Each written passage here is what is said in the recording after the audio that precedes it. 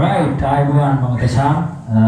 ඉතින් අපි කතා කරගත්ත විදිහට අපේ ගිටාර් channel එකේ lead guitar series එකේ lessons ටික බලන්න අපි හදන්නේ. ඉතින් අපි මුලින්ම ඔයාලට පැහැදිලි කරා මගේ පළවෙනි වීඩියෝ එකෙන් lead guitar series එකක් දානවා කියලා. ඉතින් අද අපි බලමු lesson එකට යන්න. ඉතින් lesson එකට යන්න කලින් මම පැහැදිලි කරන්නම් මේ playlist එක ඔය YouTube playlist කිහිපයක් මම මෙතන දාලා තියෙනවා. ඔයාලට ගිටාර් එකේ foundation එක නැත්නම් introduction and initiation කියලා ගිටාර් එක කොහොමද ප්ලේස් කරන්නේ, ගිටාර් එක කොහොමද කනෙක්ට් කරගන්නේ, පික් එක අල්ලන විදිය, ගිටාර් එකේ කොටස් හඳුන ගන්න හැටි මේ පිළිබඳව පැහැදිලි කිරීමක් කරා. ඉතින් වැඩි කතාවක් නැතුව අපි කෙලින්ම lead play කරන්න පළවෙනි lesson එකේ ඉඳලා ඉගෙන ගමු.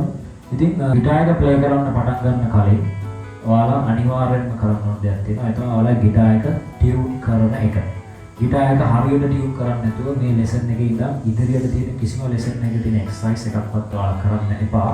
මොකද ඔයාලගේ hearing skills develop වෙන්න, ඔයාලගේ කනට සංගීතය හුරු වෙන්න ගිටාර් එකේ ප්ලේ කරන හැම තැනකදීම මේ ශබ්දය ඔයාලගේ කනට හොඳට හුරු වෙන්නට අවශ්‍යයි. ඒ නිසා අනිවාර්යෙන් ගිටාර් එක මුලින්ම ටියුන් කරගෙන ඉන්න.